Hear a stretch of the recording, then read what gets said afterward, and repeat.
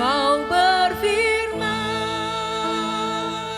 dan sembuhkan. Yes, cepat katakan buat dia. Bersabda. Dia mendengar kita pagi ini. Tiada yang mustahil bagimu. Yesus, ku percaya pada. Sekali lagi. Salam sejahtera kekasih Kristus, senang sekali kita kembali akan beribadah bersama-sama menikmati firman Tuhan dan kebenarannya. Saya percaya Alkitab katakan manusia bukan hanya hidup oleh roti saja tetapi oleh setiap perkataan firman. Bahkan bagi saya pun yang menyampaikan kebenaran firman, itu roh saya juga dibangunkan, dididik, dibuat bertobat ulang sehingga kuasa firman itu bisa menolong setiap kita. Saya memberi judul ya, sambungan di dalam seri tentang keuangan Alkitabiah. Hari ini yaitu limpah tanpa susah. Katakan sama-sama, limpah tanpa susah. Judulnya clickbait saudara ya, sangat provokatif untuk lebih memudahkan. Tapi maksudnya adalah kerinduan Tuhan, kerinduan kelimpahan Alkitabiah adalah kita mengalami kelimpahan. Saya memakai kata kelimpahan, limpah. Saya lebih senang, lebih nyaman dibandingkan memakai kata kekayaan, kaya. Tidak ada salahnya sih. Nah, Alkitab rindu, Tuhan rindu kita limpah tanpa penderitaan. Kita bukan hanya limpah secara materi, tetapi limpah di dalam kemuliaan, di dalam anugerah Tuhan. Amin, saudara. Sudah siap untuk belajar bersama-sama? Saya percaya Tuhan juga hadir dimanapun kita sedang belajar firman Tuhan saat ini. Saya ingin membuka dengan kalimat seperti ini. Saudara, kita harus sadar dan sepakat dulu bahwa secara mendalam hukum kerajaan Tuhan, hukum kerajaan surga itu selalu bertolak belakang dengan hukum dunia ini. Kita mesti sadar dan kita mesti sepakat. Hukum kerajaan Allah selalu bertolak belakang dengan hukum dunia, dengan hukum law dari iblis. Kalau kita mau mengalami janji-janji Tuhan lewat firman Tuhan, maka kita, saya dan saudara harus hidup dan melakukan hukum kerajaan Tuhan. Yang percaya katakan amin. Amin, saudara. Contoh, hukum kerajaan mengatakan beri, hukum dunia ambil. Iblis mengatakan ambil. Hukum kerajaan ampuni. Hukum dunia mata ganti mata, gigi ganti gigi. Yang lain lagi, hukum kerajaan menabur banyak akan menuai banyak. Hukum dunia tahan, ambil sebanyak-banyak, pelit sebisa mungkin supaya menumpuk sebanyak mungkin. Saudara, hukum kerajaan selalu bertolak belakang, selalu berbeda dengan hukum dunia dan lebih-lebih hukum dari kuasa kegelapan. Nah saudara, saya dan saudara menyembah Allah yang menyebut dirinya El Shaddai. Tuhan yang berkelimpahan, itu maksudnya dari El Shaddai. Jadi sudah sewajarnya kita memiliki kehidupan yang mencerminkan karakter Tuhan yang kita sembah. Namun saudara, supaya hal tersebut bisa terjadi maka pola pikir kita, mindset kita harus kudu diubah. Nah, hal pertama yang harus kita mengerti adalah alasan mengapa Tuhan sendiri rindu kita memperoleh kelimpahan dan juga kemuliaan. Ya, signifikansi. Dengan mengerti hal tersebut, maka saya dan saudara tidak akan kehilangan arah ketika kelimpahan itu datang, ketika supranatural blessing itu datang, kita tidak kehilangan arah atas kelimpahan yang Tuhan berikan dan saudara, Tuhan akan semakin yakin untuk memberkati kita lebih lagi. Kenapa? Karena tujuan Tuhan dalam memberikan kelimpahan kepada saya dan saudara terlaksana dalam kehidupan kita. Amin, saudara. Tuhan punya tujuan waktu dia memberikan kelimpahan itu. Nah mari sama-sama saudara boleh mencatat dengan semangat begitu rahasia kelimpahan menurut Alkitab, saudara. Karena banyak resep yang lain, tapi mari kita kembali kepada firman Tuhan. Rahasia kelimpahan menurut Alkitab. Yang pertama, mari kita baca Yosua 1 ayat 8. Janganlah engkau lupa memperkatakan kitab Taurat ini, tetapi renungkanlah itu siang dan malam supaya engkau bertindak hati-hati sesuai dengan segala yang tertulis di dalamnya. Sebab dengan demikian perjalananmu akan berhasil dan engkau akan beruntung. Kitab Taurat itu disebut book of law, ya, buku hukum, book of instruction. Buku yang berisi instruksi-instruksi, perintah-perintah yang kita kerjakan, harus kita kerjakan.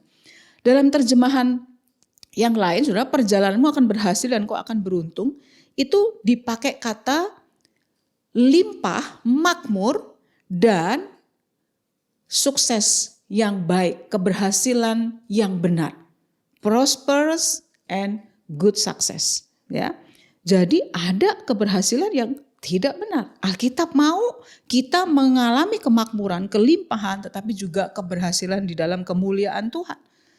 Dalam ayat yang tadi kita baca jelas bahwa sebenarnya orang percaya menjadi limpah, mengalami kelimpahan itu tidak sulit atau tidak seperti yang kita bayangkan. Dari Yosua 1 ayat 8 kita belajar tentang apa? Yang harus dikerjakan yang pertama, saudara. Kita harus merenungkan firman Tuhan siang dan malam. Beberapa khotbah saya terakhir saya tekankan itu. Hidup karena firman Tuhan. Merenungkan firman bahwa sumbernya adalah Kristus Yesus. Bukan motivasi, bukan yang lain. Supaya kita bertindak benar dalam setiap hal yang kita lakukan. Kita mengerjakan dengan berhasil yang sesuai dengan apa, saudara? Melakukan hal-hal yang kita kerjakan sesuai dengan Alkitab. Firman Tuhan itu tulis, saudara. Dan Alkitab menjamin jika itu kita kerjakan, itu akan berhasil dan beruntung. Rahasia yang kedua tentang keuangan Alkitabiah. 3 Yohanes 1 ayat yang kedua dikatakan, saudara kekasih, aku berdoa semoga engkau baik-baik, sehat-sehat saja dalam segala sesuatu. Perhatikan, sama seperti jiwamu baik-baik saja. Kalau saya balik, waktu jiwa saya, jiwa saudara, pikiran, perasaan, kehendak kita dalam keadaan sinkron, selaras dengan Kristus Yesus, karakter Kristus Yesus, maka saudara, semua hal di luar jiwa kita dikatakan akan baik-baik saja. Dalam terjemahan bahasa Inggris dikatakan bahwa Tuhan berkata, ya, bahwa kita diberkati, kita limpah seperti jiwa kita itu limpah. Yang percaya katakan amin. Yang kedua, rahasia tentang keuangan yang Alkitabiah, yang Alkitab ajarkan untuk memiliki hidup berkelimpahan adalah kita harus memiliki, kalau saya boleh katakan, pikiran, perasaan, kehendak, jiwa yang limpah. Katakan sama-sama jiwa yang limpah, 2, 3. Jiwa yang limpah. Ya, jauh sebelum saya dan saudara menjadi limpah secara materi, berkat-berkat jasmani, kita harus terlebih dahulu memiliki apa, saudara? Jiwa, pikiran, perasaan, kehendak yang limpah. Jika kita selalu memiliki jiwa, berpikir, memiliki perasaan yang terus kekurangan, berpikir tentang kelemahan, berpikir tentang ketidakberuntungan, maka kita akan selalu hidup di dalam kekurangan. Kita harus memiliki pola pikir yang limpah. Yang percaya katakan amin, terlebih dahulu. Pola pikir kurang atau katakanlah pola pikir miskin akan membuat hidup saya dan saudara akan terus kurang. Seperti jiwa saya dan saudara baik-baik saja, semua hal-hal jasmani yang kelihatan pun akan baik-baik saja. Maka pikiran, perasaan, kehendak, jiwa merupakan start, merupakan poin untuk kita selaras dengan Tuhan. Maka secara kelimpahan juga Tuhan akan kerjakan. Nah, saudara tahukah saudara bahwa pola pikir seperti ini beberapa tahun terakhir itu banyak diajarkan oleh motivator-motivator atau pembicara ternama. Padahal sebenarnya ajaran ini bukan yang baru. Alkitab sudah menulis. Hukum Alkitab sudah menulis. Kita hanya bisa hidup berkelimpahan jika kita memiliki mental dan pikiran yang limpah terlebih dahulu.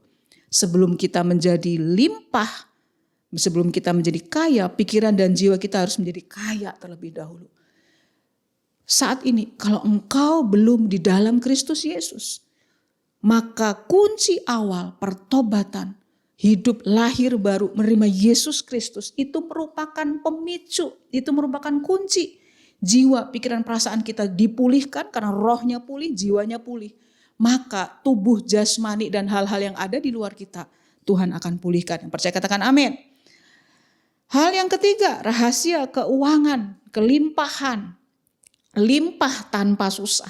Artinya saudara, saya sudah jelaskan jangan terjebak dengan judul yang provokatif. Tuhan rindu, saya ulang-ulang, kita limpah tetapi dengan penuh kemuliaan. Efesus 3 ayat yang ke-20 yang ketiga, saudara.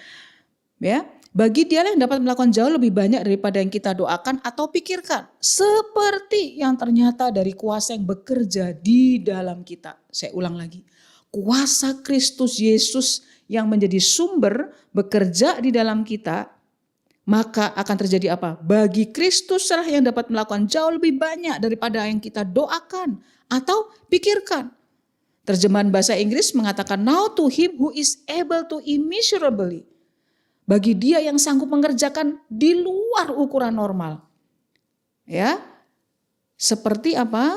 Seperti yang kita minta dan kita pikirkan. Kembali lagi. Ya.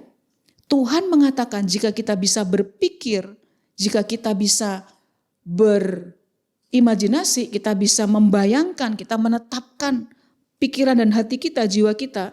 Jika kita berani meminta, semuanya bisa Tuhan berikan kepada kita. Wah, ini kan bahaya, saudara. Kalau kita tidak benar dalam kebenaran firman dan dasarnya, kita berpikir bahwa kita akan bisa meminta ini yang diajarkan dunia. Wah, kekuatan pikiran, ya bahkan ditawarkan apa? Ganti nasib, ganti nama, maka kau akan dapat kekayaan. Nah, bukan seperti itu. Dikatakan according to his power. Dasarnya adalah kuasa Yesus Kristus di dalam saya dan saudara yang memampukan. Saya senang sekali terus menekankan ini. Di luar Tuhan, di luar Yesus, tanpa fokus kepada Kristus Yesus, kita tidak bisa berbuat apa-apa. Yang percaya katakan amin. Amin, saudara. Jadi hal yang ketiga yang harus kita lakukan adalah memikirkannya terlebih dahulu, membuat rencana. Ya, kita bukan seperti karung jatuh dari langit seperti ngeroh-ngeroh seperti itu, bukan. Tapi kita membuat rencana yang disertai oleh kuasa Tuhan.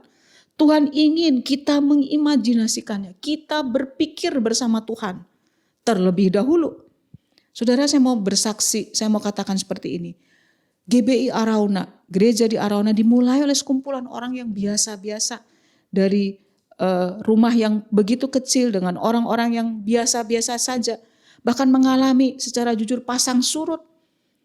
Kadang Rasul Paulus katakan, aku tahu apa arti kekurangan, aku tahu apa arti kelebihan, aku tahu apa arti lapar, apa arti kekenyangan. Nah sama, Arauna mengalami pasang surut, ditinggalkan bahkan orang-orang yang mungkin pernah bersama-sama dan kita kasih. Namun saudara, kami memulainya segalanya dengan apa? Memikirkan bersama Tuhan.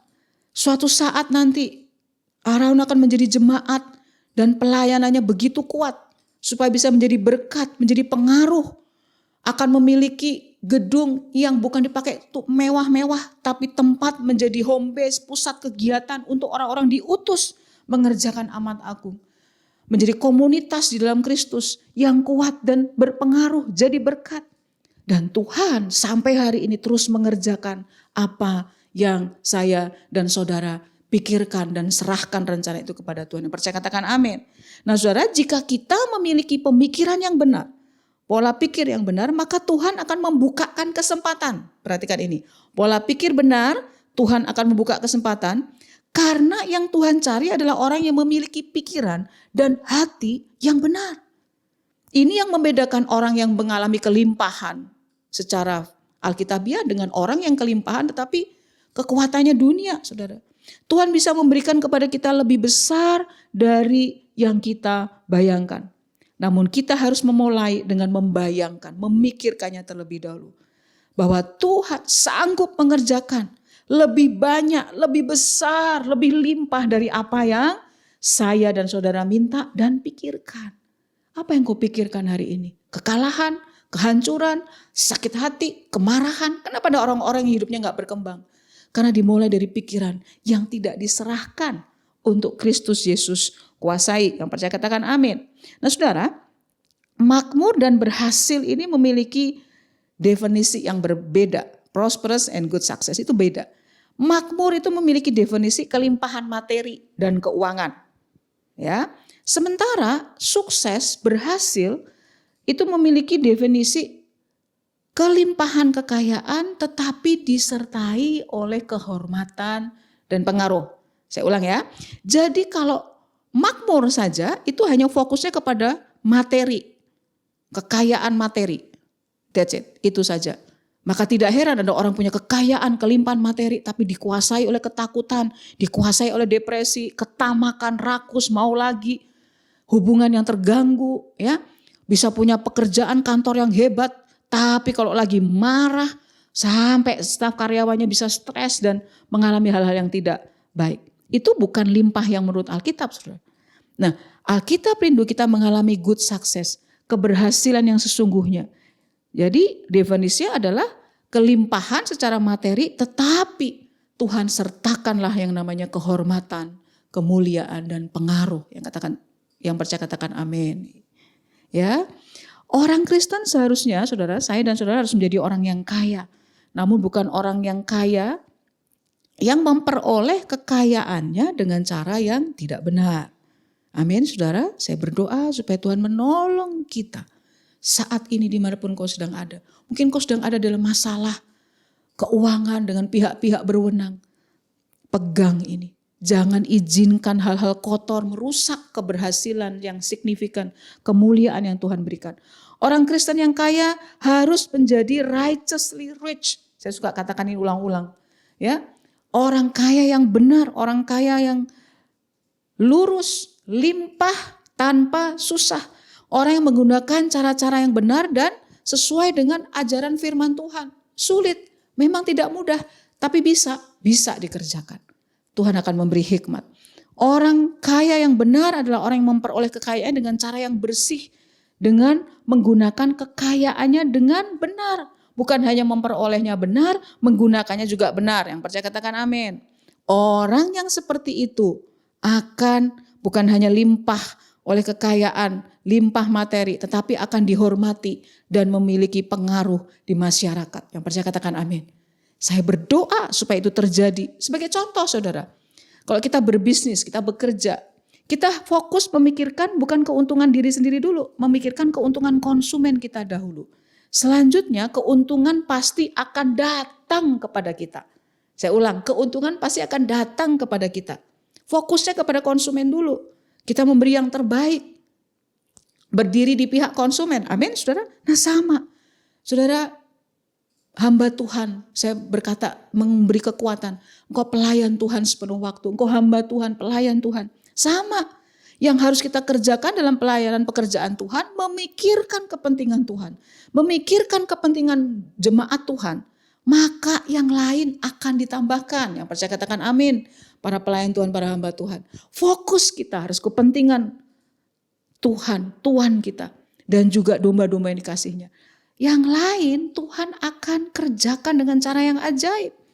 Ya, bukan makmur di dalam pelayanan, tapi tidak diikuti oleh kemuliaan. Saudara, musuh terbesar itu adalah diri sendiri, saudara. Musuh terbesar saya dan saudara itu adalah diri sendiri. Pola pikir kita yang perlu diubah, dipulihkan yang pertama kali. Lewat apa? Kelahiran baru. Memiliki pikiran Kristus. Saudara. Mari kita baca Ulangan 8 ayat 18. Tetapi haruslah engkau ingat kepada Tuhan Allahmu, sebab dialah yang memberikan kepadamu kekuatan untuk memperoleh kekayaan. Dengan maksud meneguhkan perjanjian yang diikrarkannya dengan sumpah kepada nenek moyangmu seperti sekarang ini. Di awal bulan Bapak Gembala, Pendeta Immanuel menyampaikan tentang ayat ini. Saudara, dikatakan ini, haruslah engkau ingat kepada Tuhan. Itu loh yang diucapkan pertama kali. Haruslah engkau ingat kepada Tuhan. Dalam ayat ini kembali dikatakan bahwa waktu kita bekerja, kita mengelola berkat Tuhan, kita berbisnis, bahkan kita melayani pekerjaan Tuhan. Haruslah yang utama apa saudara? Mengingat dan melibatkan Tuhan. Katakan sama-sama, mengingat dan melibatkan Tuhan. Amin. Para hamba-hamba Tuhan, ingat Tuhan dalam pelayananmu. Libatkan Tuhan dalam pelayananmu. Maka badai sebesar apapun kita akan lewati. Ya, seperti jiwa kita, jiwa saya baik-baik saja. Maka tubuh kita baik, semua hal baik. Waktu jiwa, pikiran, perasaan kita mengingat dan mengandalkan Tuhan. Tuhan yang akan bekerja bagi saya dan saudara. Nah saudara, dalam ayat Ulangan 8 ayat 18 itu dikatakan bahwa dialah yang memberikan kepadamu dan kepadaku kekuatan untuk memperoleh kekayaan. Artinya saudara, berkat itu bukan soal uang. Saya ulang-ulang, jemaat di Arauna pasti tahu itu. Bukan hanya sekedar materi, tapi berkat adalah kekuatan, power untuk memperoleh kelimpahan. Artinya saudara, kelimpahan bukan diberikan kepada kita melalui lotre saja, seperti lotre, hujan berkat, jadi kita nunggu-nunggu, bukan. Tapi ada kekuatan. Ya, kita bukan hanya menunggu, tapi Tuhan memberikannya dengan memberikan apa saudara? Kita kekuatan, kemampuan untuk memperoleh kelimpahan. Yang percaya katakan amin. Bahkan Tuhan dikatakan sanggup memberikan kekuatan kepada saya dan saudara. Saya mau katakan waktu saya persiapan firman Tuhan ini. Bahkan Tuhan sanggup memberikan kita kekuatan, power untuk kembali memperoleh kelimpahan. Apa yang sedang hilang, apa yang sudah dilakukan orang mungkin lewat ketidakadilan, lewat kecurangan, lewat musibah. Kalau kita percaya dan taat akan firman Tuhan, Tuhan akan beri kekuatan kembali, kuasa kembali. Yang percaya katakan amin. Dimanapun kau ada saat ini, terima kekuatan, the power of God untuk menerima kelimpahan. Tuhan memberikan kita kekuatan untuk apa? Memperoleh kekayaan. Kekuatan disediakan supaya kita bisa bekerja rajin, work smart, bekerja dengan hikmat, lebih dari orang lain. Saudara, jika kita malas, kita akan jadi miskin. Saya mau katakan itu saudara. Even kita sepertinya kita sudah menjadi anak Tuhan. Kalau kita malas sama dengan miskin. Kebiasaan bekerja dengan hikmat, ya, dan bekerja dengan rajin harus kita pupuk sejak dini. Amin. Kita tidak bisa berubah menjadi pekerja keras yang rajin hanya dalam satu malam. Itu harus dibiasakan secara sengaja. Saudara, mari kita melihat ada dua peristiwa penting di Alkitab yang kita mau lihat dengan sungguh-sungguh. Yang pertama Matius 25 ayat 20 itu tentang perumpamaan talenta. Nanti saudara baca aja ya. Nah, Tuhan itu memberi talenta dengan perincian. Ada yang dapat 5, dapat 10, dapat 2, ya, dapat 5 jadi 10, dapat 2 jadi 4. Nah, ada hamba yang dapat 1 ditanam, marah dia. Ya. Dikatakan talenta itu diberikan oleh tuannya masing-masing sesuai, perhatikan ini. Nanti sudah baca di Matius 25 ayat 20. Sesuai dengan apa? Kesanggupan, kapasitas. Katakan sama-sama kesanggupan. Artinya apa saudara? Apa yang diberikan Tuhan yang kita miliki justru itu sesuai kesanggupan kita. Dengan kata lain, yang kita perlu kejar bukan jumlahnya. Yang perlu saya dan saudara kejar adalah mengembangkan kesanggupan, kapasitas. Maka akan diberi banyak. Kenapa ada yang terima 5 talenta, 2 talenta? Karena kesanggupannya untuk mengelola itu. Dan memang yang diberi 1 marah saudara. Gak terima, dikatakan tuannya jahat. Matius 25 ayat 29 dikatakan bahwa justru apa saudara? Yang punya akan diberi sampai kelimpahan, yang tidak punya justru diambil. Serem gak saudara? Orang-orang, saya dan saudara yang punya power, kekuatan untuk memperoleh berkat Tuhan dengan tujuan ilahi, itu malah justru ditambahkan. Tapi yang gak taat sama Tuhan, yang gak punya, Alkitab katakan justru diambil. Kisah kedua, saya hampir sampai di akhir khotbah saya. Yaitu kisah janda di Sarfat. Kalau saudara mengikuti khotbah saya, maka saudaranya adalah sambungan dari kisah Elia di tepi sungai Kerit. Ya, saudara, saya sarankan untuk membuka kembali. Jadi masih ada sambungan. Saya mau katakan apa saudara? Mujizat tidak hanya berhenti kemarin. Mujizat tidak hanya berhenti hari ini. Waktu saya mempersiapkan firman Tuhan ini, saya tahu persis akan ada hal-hal besar yang Tuhan kerjakan jika engkau taat, dengar, libatkan Tuhan. Sama.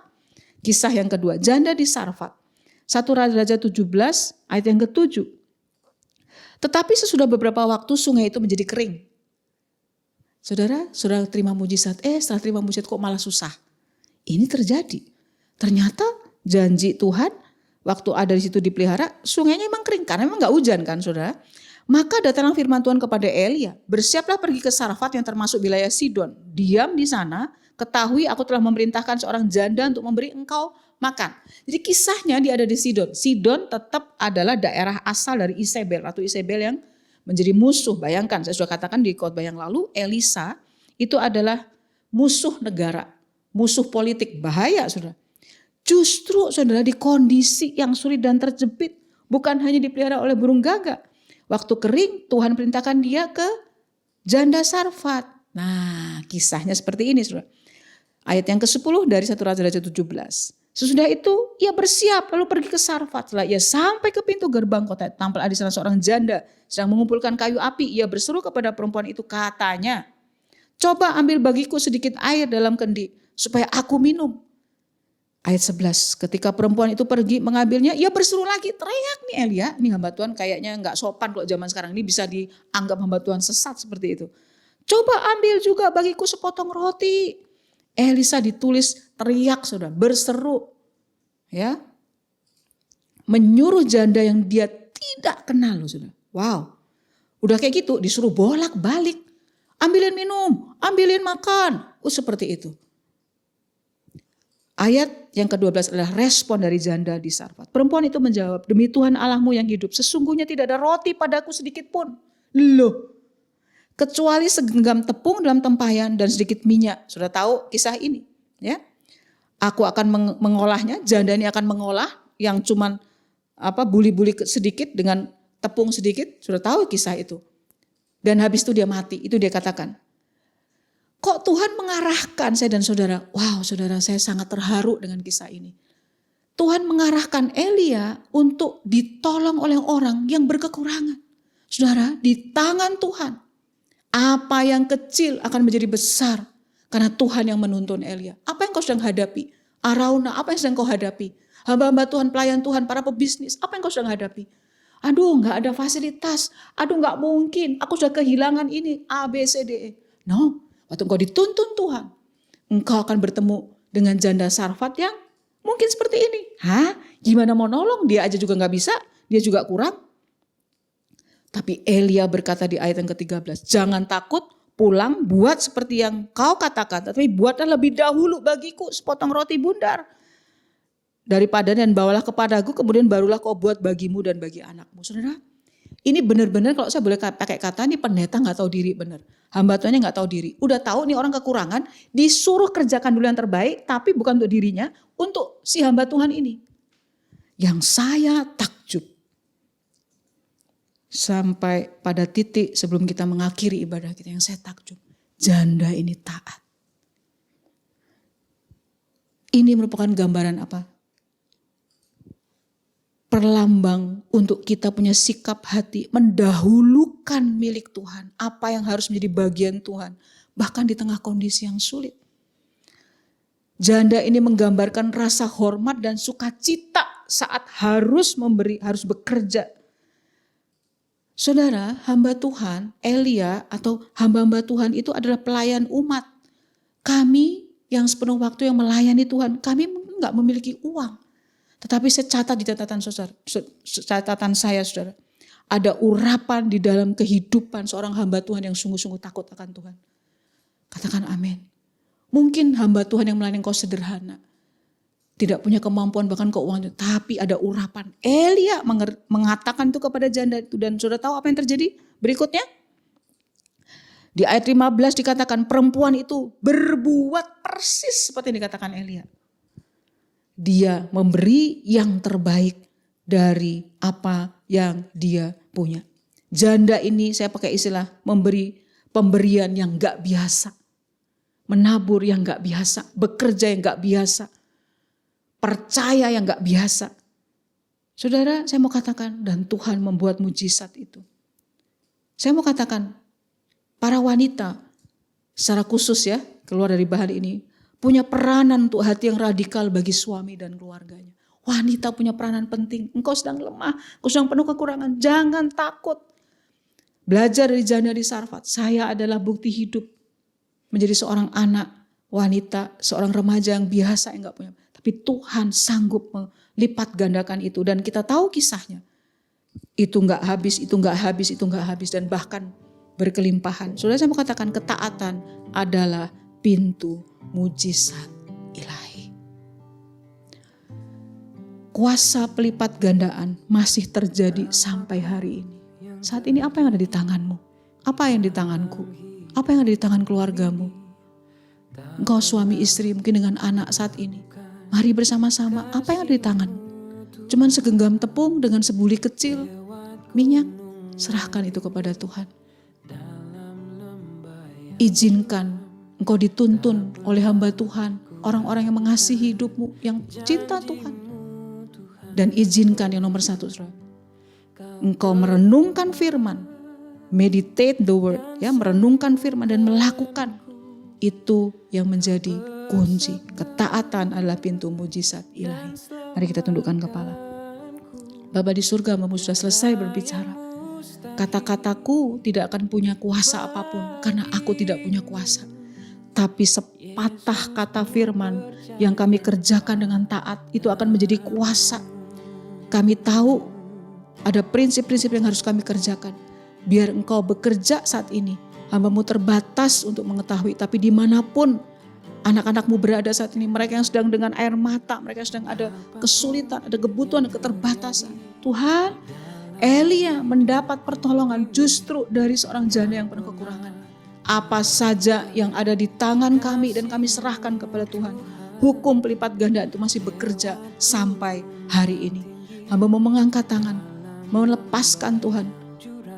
Firman Tuhan menciptakan dari apa yang tidak ada menjadi ada. Engkau memberi kekuatan. Kami juga berdoa untuk bangsa dan negara kami.